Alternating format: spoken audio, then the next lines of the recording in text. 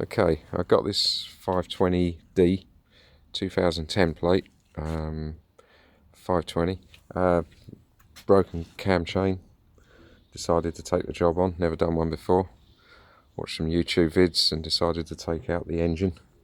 From what people were saying, that was probably the best bet, and it has resulted in the best way for me anyway.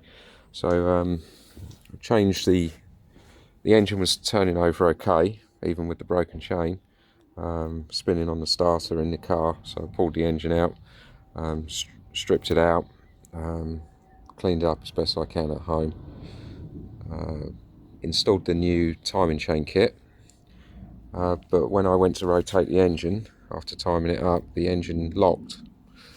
Felt like the piston was hitting the valves. I leak tested the valves by pouring petrol, taking the cam carrier off and pouring petrol down the inlets, which held no leakage, so I thought that's fine, but didn't bother checking the exhaust, and it was still locking, so I took the exhaust manifold off, and rotating the engine, I could see through the valves inside that I've got these pressed down at the moment with a washer and a couple of some riv nuts with 6mm bolts through the centre, compressing the spring so that obviously the collets don't pop out of the valve stems. That would have been a nightmare. Anyway, so I've done that on this cylinder, which I think is actually number 3, because it seems that they count from the timing chain instead of the front of the engine on these terrible n47 engines. So I think what's happened is that the swell flaps that had broken up and found themselves into the inlet side, when I blasted out the airline, I probably knocked a bit of swell flap inside the cylinder, and I think it was sitting on top of the piston crown, and when the engine was rotating, it was fouling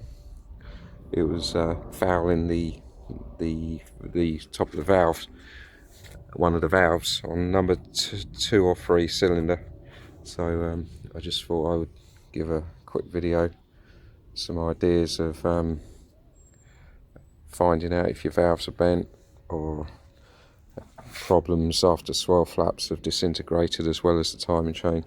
These broken swell flap could have actually caused the snap timing chain, but it's got 176,000 miles on it, so these timing chains are notorious for just breaking. So yeah, another way of checking my valves, I made a homemade smoke machine, bicycle pump, jar, baby oil, soldering iron.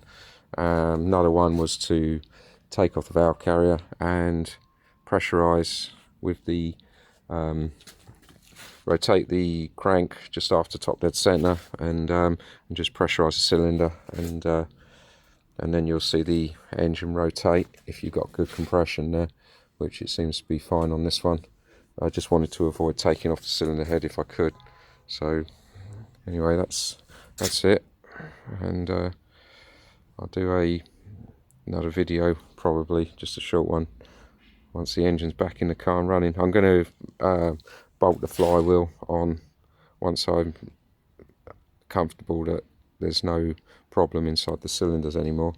Fill it up with oil, and then jump it across the starter motor whilst on the chain, and hopefully it spins over fine. I think it should.